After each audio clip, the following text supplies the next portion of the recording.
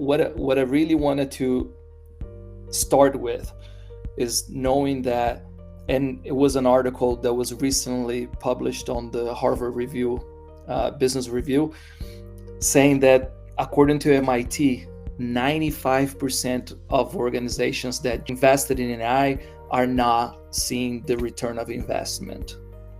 And the reason for that is because most of what has been produced using AI, researchers are now calling it the work slop. I don't know if you guys here have heard that term yet, but work slop, it's one of the terms being used out there to define work content that really looks polished at first glance, but once you take a deeper look into it, that work is actually not moving forward. It's putting more pressure and more work on other people to refine, repolish, and change that content that was created because it was done poorly using AI. Start, I think, how do those AI tools work and what are they?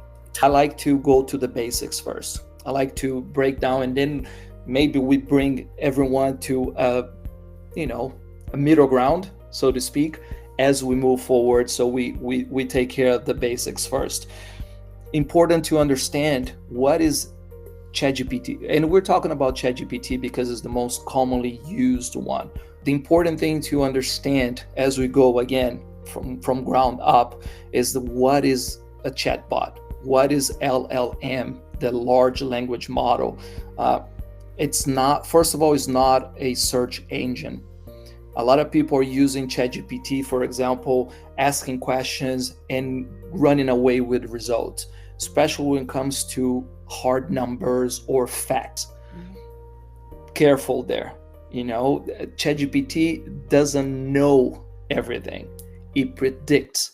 It's trained on a very, very large amount of data, a volume that no human being would ever be able to process.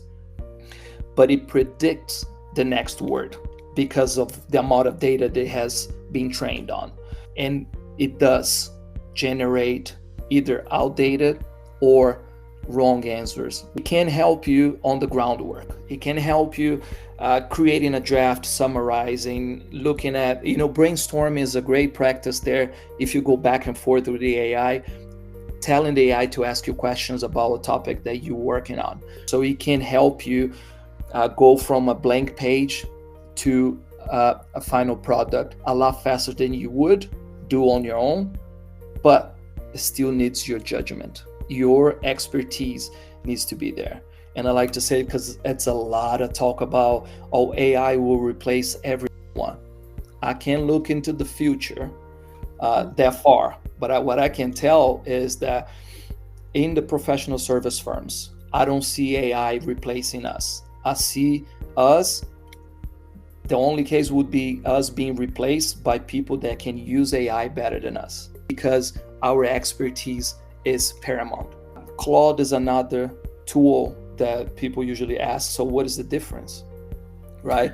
The difference is Claude, for me, Bini, and you can add to it, but to me, the main difference is Claude, especially for the legal industry, it's a tool that can synthesize and analyze a very large number of pages. Usually the contracts that we have, documents that are extensive, Claude does a better job than ChatGPT for that.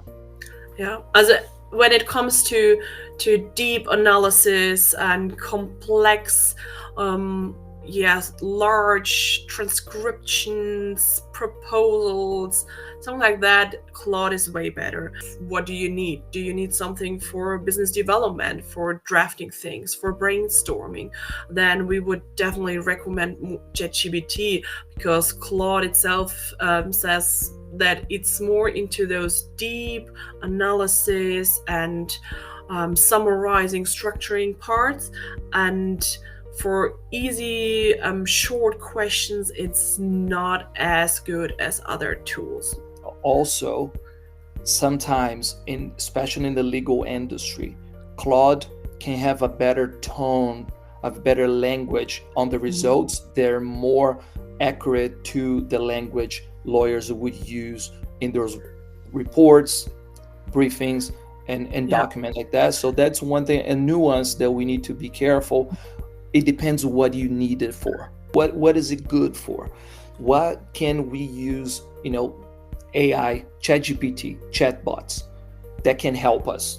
I would say number one, when you're drafting summaries, when you are drafting an email from scratch, refining some of the technical content, because sometimes we need to be able to explain a very technical aspect to a person that is non-technical. So how we do that, and that can take time. If doing that adjustment, I would say kind of a translation, can be a little time consuming. So we can use ChatGPT to help us make that transition from technical to non-technical. Or I use it a lot. It's for role playing. And what do I do is challenge me with objections. Give me objections about this topic that I'm discussing or a pitch that I have. Tell me 10 objections that this person might have or this client might have, and let me articulate it. So I'll go back and forth. And that's a good way of using AI to test or pressure test some of the topics or some of the content. That's what we use. You can use it for drafting so many things, upcoming meetings, a new client meeting, for example, as well, to get some what questions might the client ask. So you can prepare things, you can summarize, you can use it for LinkedIn, for emails. You can do a lot of things. Just use it. I think you need to start using AI. Otherwise, we'll miss it completely within the next years. Are there already also some task you would say you wouldn't do with ChatGPT? Yes, absolutely. And so number one, and this is obviously, I'll put a quote unquote there, client sensitive information, for example. I would not upload client sensitive information. However, what firms and companies are doing, they're creating, or they have a license for their own chatbot. So XYZ GPT, for example, right?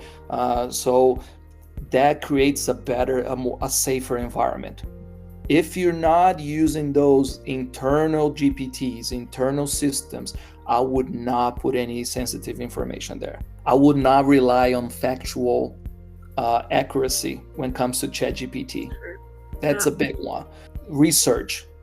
When you ask for precedent research, that's when you have one of the highest risks of hallucination from chatbots.